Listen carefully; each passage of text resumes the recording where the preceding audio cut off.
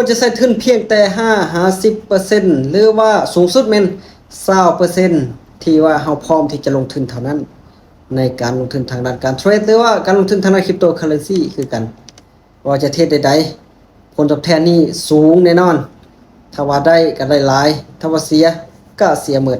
เพราะฉะนั้นทุนที่ว่าเฮาจะมาลงทุนนั้นต้องเป็นทุนที่กล้าได้กล้าเสียได้ก็ยิ่งเป็นการดีเสียก็บ่เดือดร้อนเน้นย้ำบ่เอาทุนที่ว่าเฮาจำเป็นต้องใช้มองง่ายๆก็คือทุนร้อนนั่นเองบ่แม่นว่าจะซื้อข้าวซื้อน้ำจะซื้อเครื่องของที่จำเป็นจะเอามาเทรดต่อยอดต่อเงินแน่นอนว่าถ้าว่าได้ก็ถือว่าเป็นสิ่งที่โชคดีถ้าว่าเสียก็จะหมดเลยเพราะฉะนั้นเนาะบ่ควรที่ว่าจะเอามาลงทุน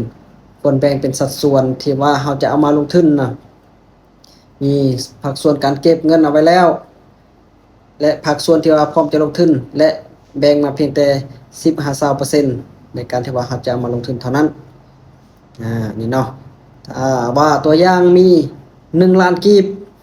พร้อมที่ว่าจะลงทุนเสียเฮาก็บ่เดือดร้อนเฮาก็เพียงแต่ว่าเอา10-20%ก็2-3 แสนเท่านั้นเนาะที่ว่าจะมาพร้อมที่ว่าจะลงทุน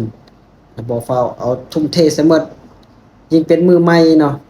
โชคดีก็มีกำไรรัวๆเลยกำไรขึ้นไปแต่ว่าถ้าว่าโชคบ่ดีเทรดบ่วินจากออเดอร์นี้หมดแท้ๆเด้เนาะเพราะฉะนั้นอันนี้ถือว่าเป็นทุนที่ว่าเฮาควรจะมาลงทุน50%ว่าสูงสุดเป็น20%ของเงินที่ว่าพร้อมจะลงทุนเท่านั้นเด้อแน่นอนการลงทุนมีผลตอบแทนสูงความเสี่ยงสูงเนาะ